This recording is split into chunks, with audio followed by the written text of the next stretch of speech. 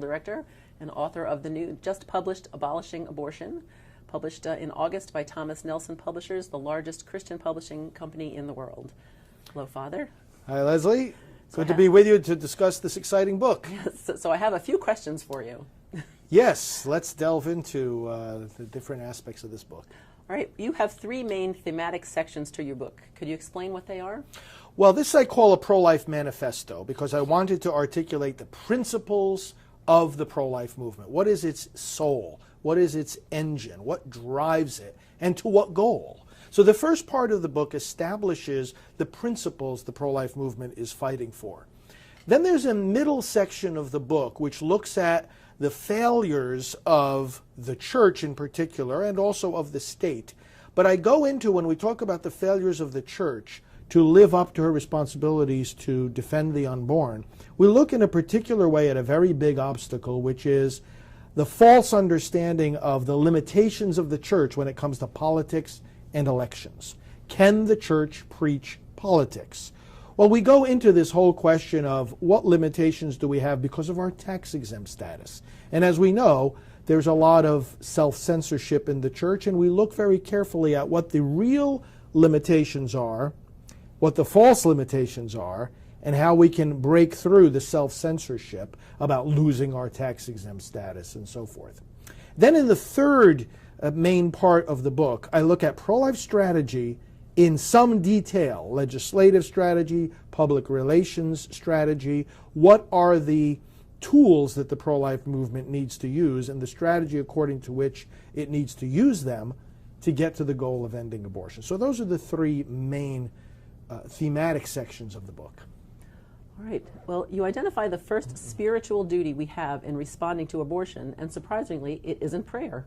That's right. What is it? The first spiritual duty I identify to end abortion is repentance. We have to turn away from sin.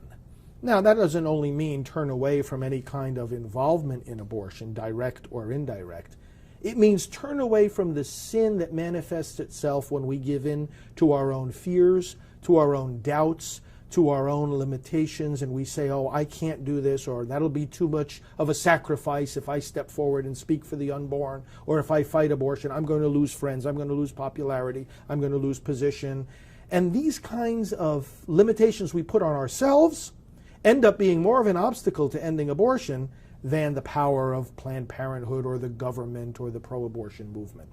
Repenting of our fears, repenting of our cowardice at times that we are subject to, repenting of our blindness, because even with those of us who are pro-life, the issue gets fuzzy. We lose the sense of urgency, the sharpness, if you will, of the call to defend the unborn can be blunted in our own minds and hearts. Repentance means constantly asking God for a broken heart. Lord, let my heart be broken over the tragedy of abortion, because then I'm going to find the courage to make the sacrifices necessary to fight it and end it. All right. You say there's a great disconnect between our society today and the unborn child. What are some examples you can give of that disconnect? We see the disconnect on a personal, individual level. We see the disconnect in the government. We see the disconnect in the church. And by disconnect, I mean we talk about human rights and we fail to protect the most fundamental right, which is life. We talk about helping the poor, the helpless, and the vulnerable, and somehow we forget about the unborn child. And the very people talking about helping the poor and the vulnerable, again, I'm talking about people both in the government and in the church, we talk about helping the poor and vulnerable, but we won't speak up for the unborn. And some of them are actually pro-abortion, or pro-choice, as they might say. So in the book, I cite a couple of concrete examples. Let me turn to two of them. We had in 2006, and amazingly, this particular member of Congress just did it again now in 2015 in anticipation of the visit of Pope Francis. Congresswoman Rosa DeLauro sent a press release in February of 2006, and she called it an historic Catholic statement of principles, expressing a commitment to the dignity of life and the belief that government has moral purpose. Sounds great, right? And a whole bunch of her fellow Democrats signed on to this letter.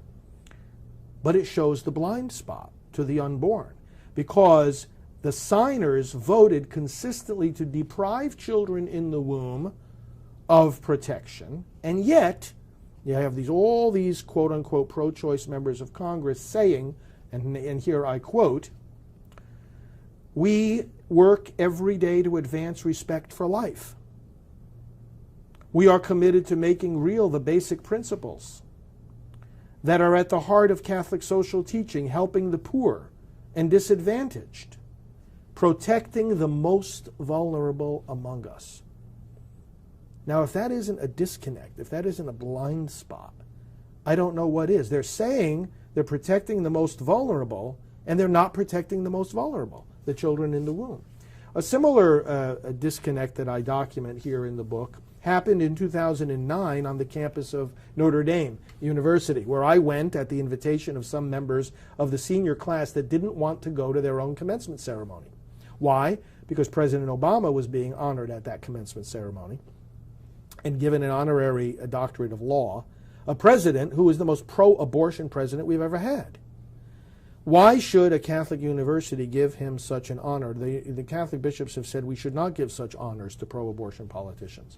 And yet, the president accepted it, and although a national controversy erupted as a result because of his stance on abortion, he continued to just step right into that scenario, and he spoke about abortion in the commencement address and tried to say that there is more than one valid position on this fundamental issue of the right to life. But then here's the disconnect, even more sharply illustrated.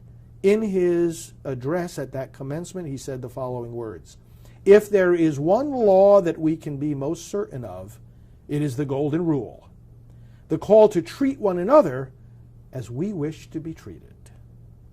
What happened to the Golden Rule applied to the children who are dismembered by abortion? So this is what I mean by the disconnect. I give other examples in the book, and we can see it all around us. And that's where we have to repent and begin to connect the dots that these children we're trying to save are real children who have real rights, and that's why we have to abolish abortion. It's very compelling. You identify an irrepressible spiritual imperative that drives people to defend the unborn. What is that, and can you give us some examples from history? If we go back to the beginning of the church and we look at the apostles, in the Acts of the Apostles, for example, they had an irrepressible spiritual imperative. They had a spiritual exclamation point right in the middle of their minds and hearts and souls. And they expressed it by saying, "We cannot help speaking about what we have seen and heard," referring, of course, to the death and resurrection of Christ. They were told not to preach about him, not to speak in his name. He was too controversial. The authorities were trying to snuff out this new way of life called Christianity. And the apostles said, "No, we are compelled to do this." And why were they compelled? Because they had physical contact with Christ. They saw him, they were in his presence, both before and after he died. They ate and drank with him after he rose from the dead, and they were witnesses to his resurrection. And this imperative brought them even to the point of martyrdom, willing to give their lives rather than to be silent about what they knew to be true. This imperative then continues in history for those who speak up for what is right and just. Another example of this spiritual imperative is in the efforts of Wilberforce to end the slave trade. And he had introduced time and again, year after year, in the Parliament, the measure to abolish the slave trade. And at one point, his colleagues are weary of the whole thing, and they say they should suspend the question. Let's not talk about this anymore, or let's put it off for some future time. And here was his response: "The question suspended? Is the desolation of wretched Africa suspended? Are all the complicated miseries of this atrocious trade, is the work of death suspended?" And so he identified with the physical suffering of the people he was trying to defend. Just as the apostles identified with the physical suffering and the physical resurrection of Christ. And so they had that imperative. And so it is with us, with the unborn. And that's the case I make, is that we in the pro-life movement at its core have this same irrepressible imperative for justice, for the victims with whom we have come into contact. And that's what that refers to.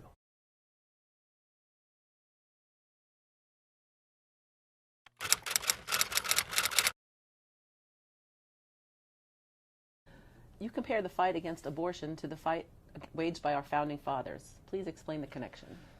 America was not a country founded based on geography or the settlement of a particular group of people. It's a nation built on an idea, on a principle, that we have our rights from God and that government protects those rights and that anyone can come here to enjoy the protection of those rights.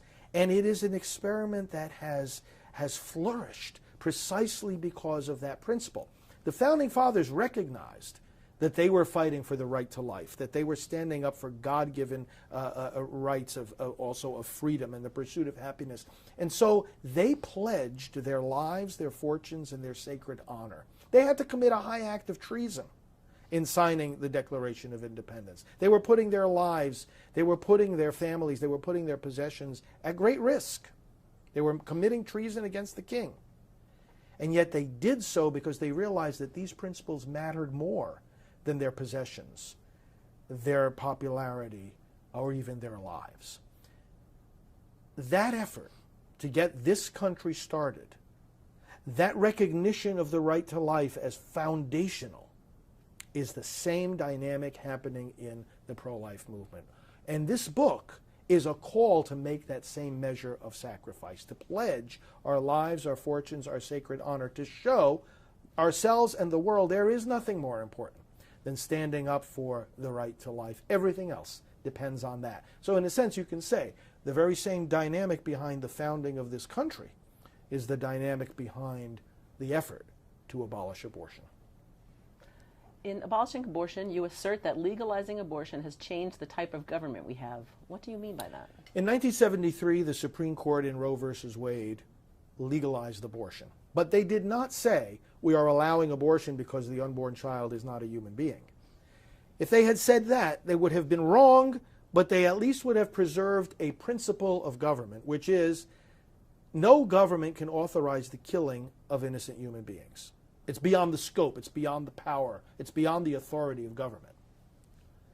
And that's the kind of government our founders established, the kind that recognizes that it is to secure our rights, not to take them away. But Roe v. Wade didn't say that. Roe v. Wade said, this might be a human being. We're not sure. We're not competent to speculate as to the answer, but we're taking away protection from these children in the womb. They are not persons under the Constitution. In doing that, the court asserted the right, the government asserted its authority, so it presumes, to be able to kill innocent human beings, to authorize the killing of innocent human beings. That changes the nature of government. And in fact, in the book, I quote Pope St. John Paul II, and here's what he said about that in his 1995 encyclical, The Gospel of Life. He says, when a state legalizes abortion, he says, quote, the state is no longer the common home where all can live together on the basis of principles of fundamental equality, but is transformed into a tyrant state, which arrogates to itself the right to dispose of the life of the weakest and most defenseless members. And he goes on to call it a caricature, a tragic caricature of democracy and the death of true freedom. Really is a different type of government when you legalize the killing of the unborn. And the American bishops repeated the same theme 3 years after John Paul II wrote these words. The American bishops wrote Living the Gospel of Life, and they said that when the American government becomes an experiment on people rather than by them and for them, they said it will no longer be worth conducting. And then they said we are arguably moving closer to that day. This is powerful language, saying that this is not just one bad court decision or one bad law or one bad public policy. This is an attack on the very foundations of civilization itself. And that's why I say we have a different form of government once abortion is made legal. You make reference to your personal and professional relationship with the family of Dr. Martin Luther King Jr. Can you describe how that intersects with the fight against abortion? The more I became aware of the tragedy of abortion and of the efforts of the pro-life movement, the more I saw the parallels between this movement and the civil rights movement. Because Dr. Martin Luther King Jr. in the civil rights movement was not just advocating for the rights of black people. He was doing that precisely because he was advocating for every human life, every human being. And he said very clearly that we cannot kill anybody when we recognize the sanctity of the human person. This movement, therefore, for the sanctity of the life of the unborn, for their equal protection under the law, is fueled by the very same principle that the civil rights movement was based on. It's just the same principle applied to a different group of victims. I recognized that, and then at a certain point in the development of my pro-life work, I heard that Dr. Alveda King, the niece of Martin Luther King Jr., the daughter of Martin's brother, A.D. King, was speaking out about pro-life. And so it turned out that we met at a pro-life conference at which we were both on the speaking program. And I said to her, we need to work more closely together. And she heard my talk in which I was quoting her uncle, and we developed a personal and professional relationship. And several years after that, she decided to join our pastoral team at Priests for Life full-time, and also to join our Silent No More awareness campaign because she herself has had 2 abortions. And so she speaks from the personal experience of abortion and also from the civil rights perspective that, yes, this pro-life movement is the civil rights movement of today. We've subsequently got to know her mom, who is also very pro-life, and various other members of her family who speak out for the unborn. And her mom, Naomi, actually spoke out for the unborn in our nation's capital at a prayer service in which we honored her. And she issued a statement called The Beloved Community and the Unborn, which I quote in full in my new book. And let me just read a line here from it. Naomi King, sister-in-law of Martin Luther King Jr., said, "We must declare that these children too, the children in the womb, are members of the beloved community, that our destiny is linked with theirs, and that therefore they deserve justice, equality, and protection." So it has been a joy, continues to be a joy, to know the family, to be with them in many different events and occasions, and to join our voices together for justice, equality, and nonviolence, and that includes the babies in the womb. You write at length in the book about the, quote, chilling effect of vague tax law. Please explain what that effect is. The United States of America is supposed to function in such a way that the citizens govern themselves. And we govern ourselves also by being able, among other things, to elect those who serve in public office. And for elections to work, for democracy to work, the people need to, first of all, know the difference between right and wrong, know what's good for them and what's bad for them, and then elect leaders accordingly. So there has to be what the Supreme Court calls, and let me quote here from the court, a freedom of debate in the public square. In 1964, there was a case called New York Times versus Sullivan, and the court said that the right of citizens to advocate for particular issues reflects our, quote, profound national commitment to the principle that debate on public issues should be uninhibited, robust, and wide open. Now, there has come into being this provision of the tax law that says that churches and not-for-profit organizations cannot intervene in a political campaign. And I deal with this at length in the book because the question is, well, what does that actually mean? And the problem is that when the law was written, there was no legislative history or debate about it, and this particular provision was just inserted in the tax code in 1954. And so there's a lot of question about what it really means and where the boundaries really are. When has a pastor, for example, preaching in the pulpit, intervened in a political campaign? And the bottom line is that the closer you look at it, the less you know, because the IRS has its interpretations of this particular limitation, this particular prohibition on political intervention, And they say, well, it depends on all the facts and circumstances. Well, what kind of decisions do we make in life based on all the facts and circumstances? How can we know all the facts and circumstances of anything? It's absurd to think that we can. So basically, as I quote various constitutional attorneys and other experts, and in fact, I quote other decisions of the Supreme Court itself in my book that say that the result of this vagueness is self-censorship. If I'm not sure if or when I cross the line into illegal activity, well, then that's going to have a chilling effect on any activity that I might do. I'm going to try to stay far away from that line because, after all, I don't want somebody coming by 6 months later saying, "Oh, you violated the law. Now we're going to punish you or your church."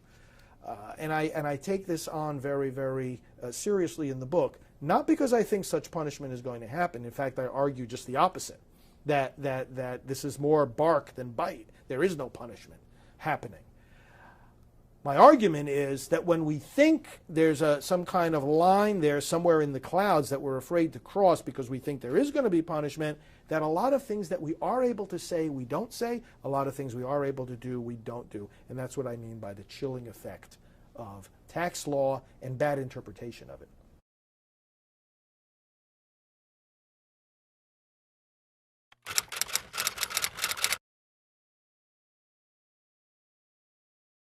And you say the church should be involved in elections, but that you don't want the church to be a political entity. Can you explain the distinction? A political party and a political campaign, and these are not in and of themselves bad things. These are tools for us to govern ourselves, and people should be involved in campaigns and in political parties.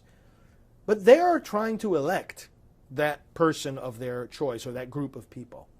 And so their message to the people is, elect this man, elect this woman, and they will go after whatever reasons they can to get people to vote for those individuals. Depending on whatever audience it is, they'll invoke the reasons that might get them to vote. Ultimately, they don't care if there's a reason or not. Hey, just vote for our person. You figure out your own reason.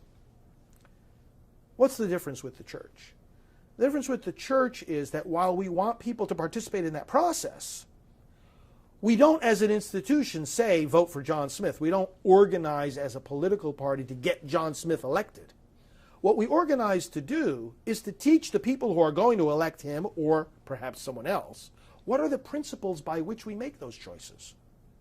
So, for example, if the first purpose of government is the protection of life, if it is, as we have already seen, and as I lay out in the book, the protection of rights that God has given us and government must protect, well, then we have to take that into account when we make our voting choice. Does this candidate believe that we have a right to life that the government cannot interfere with? So the church is to be fostering the political process, yes, talking about the issues that matter, talking about the responsibility to vote, guiding people, even in terms of informing them of the positions of the candidates, but stopping short of actually endorsing them. Because when the church teaches the principles, unlike a political party or a political campaign who's going to say, we want you to vote for John Smith, the church is going to let the people come to their conclusion. The church is simply going to say, when you make your decision, keep these principles in mind.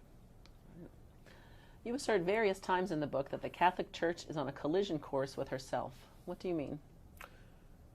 The church is, in various ways, on a collision course with herself. We are involved, and when I say we, I mean the church in the United States, and also Priests for Life in particular, in a big battle with the current presidential administration over what's called the HHS mandate. They're trying to force us to violate our faith and our conscience in our employment practices and our health insurance in particular. And we're saying no.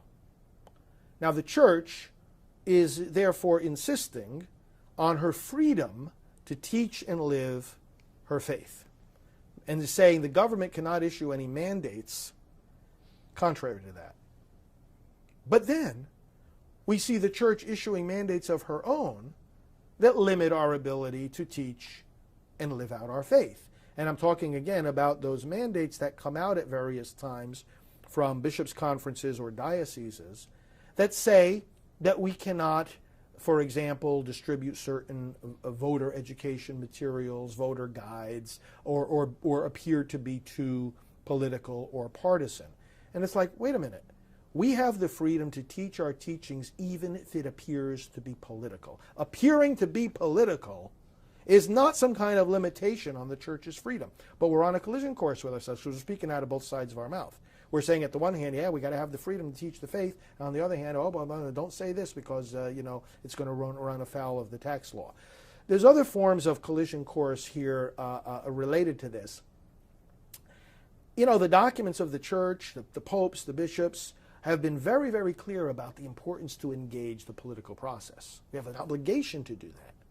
And then, yet, on the other hand, very often on the local level, again, there are all kinds of restrictions placed on what we can do and what we should do and what we can say and what we can't say. Can't have it both ways. Either going to be engaged in the process, which means you're going to say and do certain things regarding the election, or you're not going to be engaged.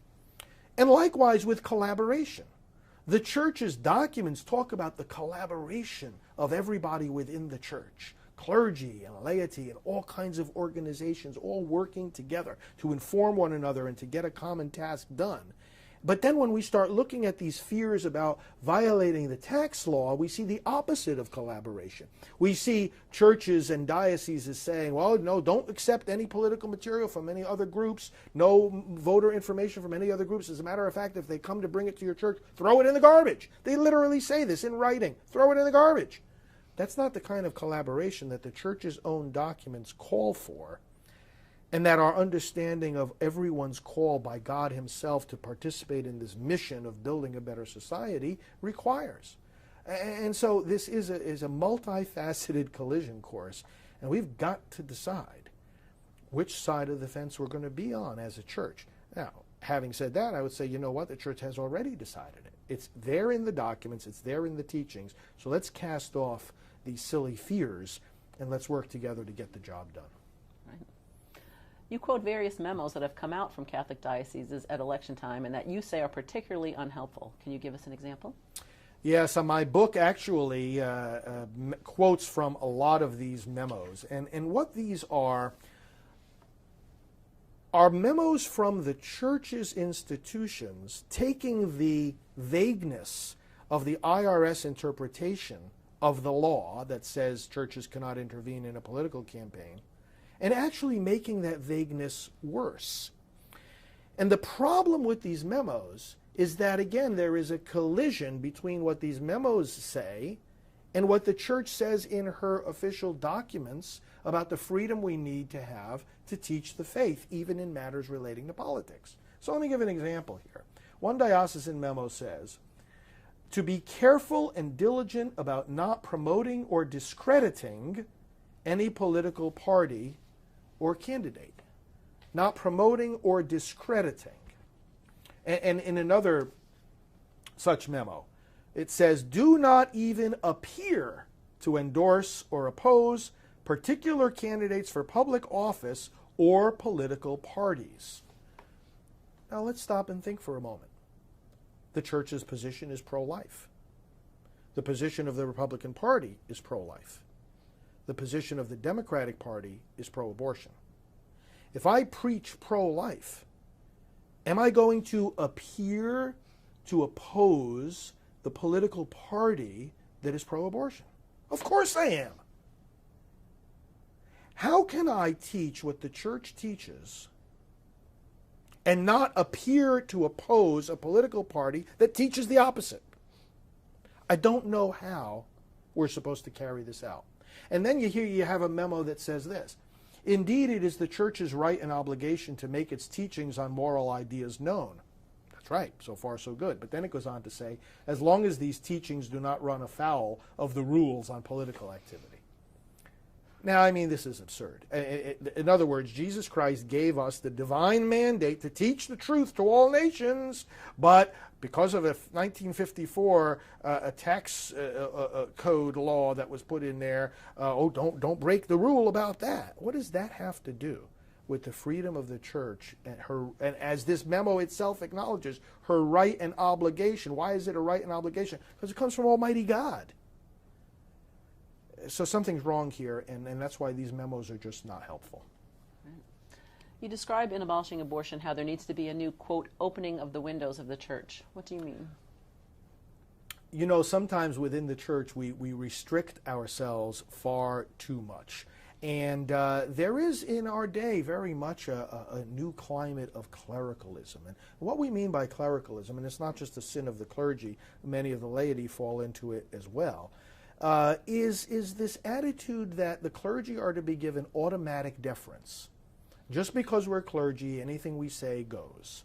Well, that's not the teaching of the church. We have a specific role, a very special role. We are the ones primarily responsible for teaching the faith, and in a diocese, that primary responsibility is that of the bishop. The priests are co-laborers with the bishop, and of course, in the whole world, it's the primary duty of the Pope. So we acknowledge there is a structure, there's a hierarchy, there's authority in decision-making, but we also acknowledge that everyone in the church is equal. We are all equal by our baptism. We are all equal in our basic human dignity. So if somebody makes a decision, well, if it's a legitimate authority and a decision legitimately made, then those subject to that decision have to follow it. But they also have a right to know something about it. And there's a spirit sometimes within the church, there's a climate that says, well, you know, the decision was made and we get no explanation. Or there's a climate that is impervious to input, advice, or criticism. And the actual official teaching of the church is very, very different from that. And what we see, and I quote it in this book in various places, from the Second Vatican Council and from Pope John Paul II and from other places, and let me quote this, for example, is that by reason of the knowledge, competence, or preeminence which they have, the laity are empowered, indeed sometimes obliged, to manifest their opinion on those things which pertain to the good of the church. So when we're speaking, for example, about the church's role in elections, there are lay people that have a lot of expertise in this. Attorneys who will tell us we are free to say and do certain things. So a bishop should make a decision about what the diocese can and cannot do, or what the parishes can and cannot do, in a vacuum. He should make it with the proper input from these experts and really a listening heart. It's not all about your authority to do what you're going to decide. It's about us as a community all working together, because we all have responsibility to advance the church's mission, not just the priests. Your book articulates pro-life strategy and speaks about the need to increase the tension in our society about abortion. What does that mean, to increase the tension, and how is it accomplished?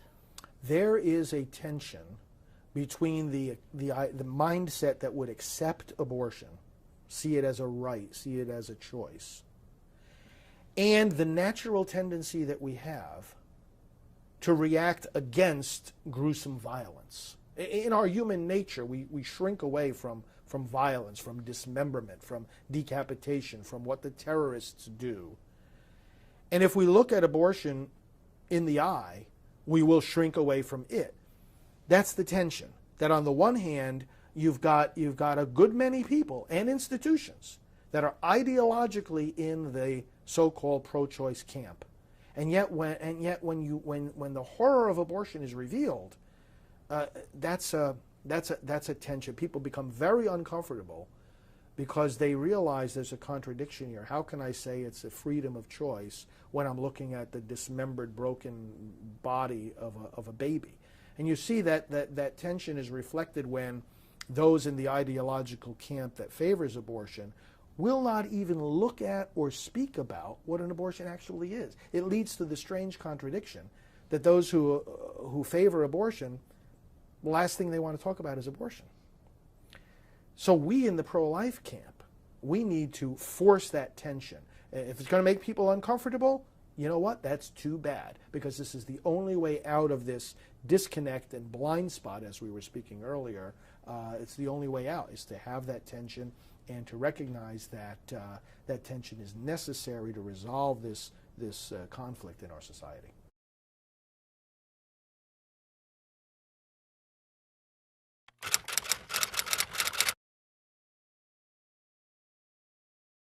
You say in the book that in a certain sense the abortion debate hasn't even begun in our country. What do you mean, and how do we begin the debate? We have a so-called debate on abortion in our country, but many of those debating the opposite positions on this issue are talking past each other. Because what I have in my mind when I say the word abortion is the dismemberment of a living human child, and I can see the broken body parts. And what the person I'm talking to, who may be on the other side of the issue, may have in their mind when they say the word abortion is something very different, very much sanitized, something that is very much abstract. It's not bloody victims or body parts. It's choice and constitutional rights and freedom. Well, then there's not really communication going on there. There's not really a discussion of abortion. There's two discussions going on. One about stopping dismemberment of children, and the other about upholding constitutional rights and women's health. That's not a debate. That's two people talking past each other. So to begin the debate on abortion, we have to agree what we're talking about. And what an abortion is not something that you or I or the pro-abortion people decide. It is what it is. It's a procedure, and the medical textbooks tell us, tears the arms and legs apart, crushes the head. Let's start by talking about what we want to talk about. And that's what I mean by the debate has not, in many cases, has not even started. How does abolishing abortion help people understand the strategy behind the undercover videos being released about Planned Parenthood? This book actually talks about the strategy of exposing abortion. It's a biblical principle. Paul's letter to the Ephesians 5:11 says, have nothing to do with the fruitless works of darkness, but rather expose them. And I talk in the book about the fact that a key element in bringing abortion to an end is to look it in the eye, quoting actually John Paul II, to have the truth, the strength to look at things in the eye and to call them by their proper names, including when they're very horrific evils. Exposing abortion means exposing the procedure, exposing the damage it does to people, and then thirdly, exposing the corruption in the abortion industry. And to expose the corruption in the abortion industry, we do that by opposition research, we do it by dialogue with people in the industry, we do it by listening to the testimony of the people who have come out of the industry, and a fourth way we do it is by going into the industry undercover. So as this book was being written, I knew about the project that was going on with the taping of these meetings and conversations within the leadership of Planned Parenthood. And so I even say in the book, I said we are going to have very soon a public manifestation of exposing abortion in ways that have not been seen before on this scale. And that's what engages people. It helps them overcome that blind spot and that disconnect that they have about the unborn child. You speak about the need to reframe what the conflict over abortion is in our society. What do you mean by that? In Abolishing Abortion, I point out that we have to reframe what the conflict is over abortion, because a lot of people think that it's a conflict between a mother and her child.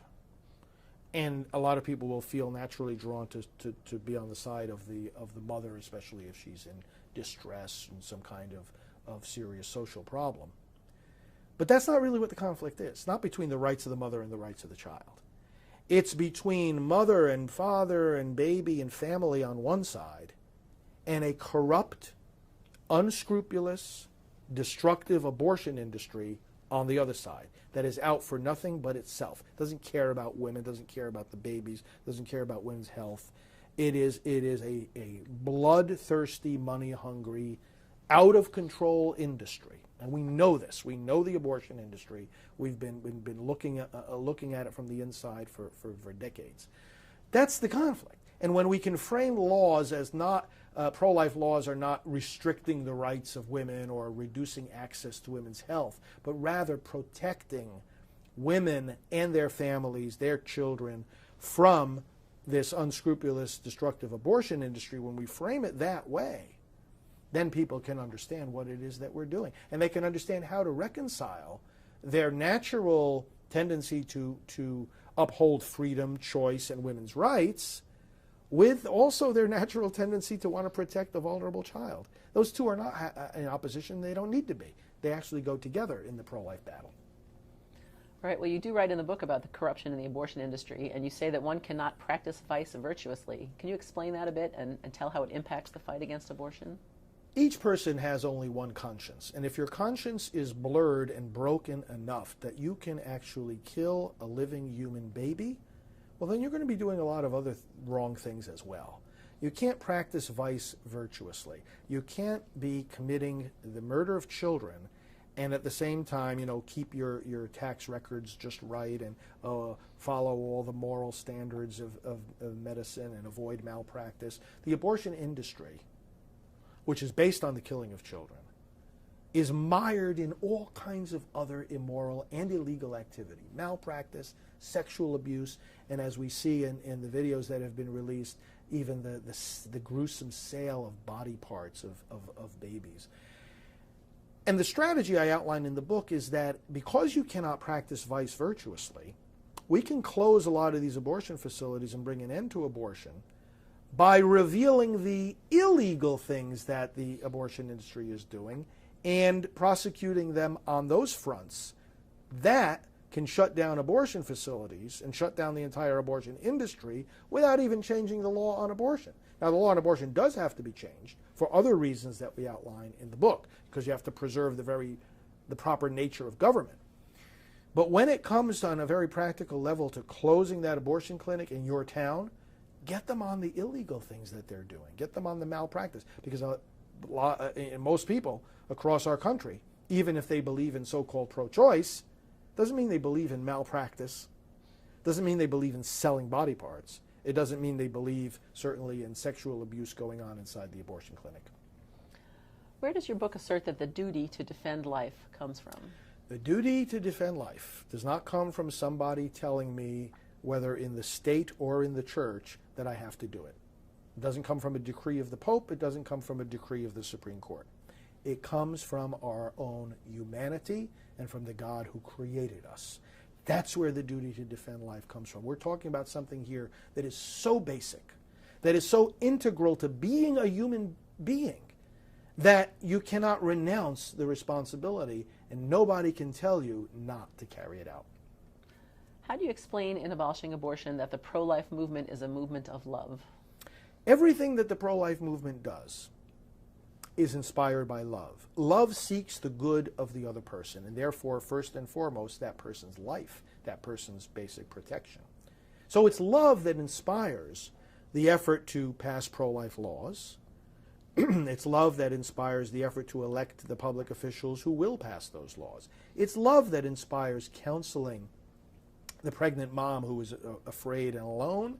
It's love that inspires consoling the person who has had an abortion so that they will not fall into the temptation of having another one. Love inspires not only that quiet, confidential, gentle counseling, it also inspires the protesting outside of a killing center. It's all a movement of love. We can't assign love as a motive to just one part of the pro-life movement. The whole movement itself is inspired by love, and it manifests the meaning of love. If it's not inspired by love, then it's nothing at all. But if it is, nothing can conquer it, because Scripture says love is more powerful than death and hell. And you tell pro-life activists that we are not just working for victory, but working from victory. Please explain that further. The victory of life has been won already. Jesus Christ has conquered death. So I tell pro-life activists, especially who are believers, as most are, all throughout the country, that we already have the victory. If life were not already victorious, we wouldn't be here. We wouldn't be the church. We couldn't call ourselves Christians. But we are, and we do, and therefore victory is our starting point. Christ is risen. Death has been conquered. And if the kingdom of death has been conquered, then abortion has been conquered. And that's where we start. And then we take that victory and we proclaim it. We teach the truth. We celebrate it. We serve it. We apply it to every sector of our society. And that's what the movement is all about. And that's why the movement needs to have confidence. We don't sit back and scratch our heads and wonder, how are we going to overcome the culture of death? How are we going to overcome Planned Parenthood? How are we going to overcome the Obama administration or these pro-abortion politicians? all their money, all their power, all their media, all their influence. No, we don't sit back thinking like that. We stand up and we say to the culture of death, you have no more authority here. You have no more place here. You have already been overcome, and in the name of the Christ who is already risen from the dead, we are going to proclaim that truth, celebrate it, serve it, and bring about a true culture of life. All right. And is there a website, and where can people get the book? The book is available at abolishingabortion.com, a website that will enable them to not only see in summary fashion the message of the book, but also to order it from various different sources, including from Priests for Life. And if they order it from Priests for Life, I'll be happy to personalize it, and people can make that request on our website, and I'll be happy to sign every copy. So I do hope all of our viewers get their own copy, and get a couple of other copies too that they can give to others as gifts. All right. Well, thank you very much. Thank you.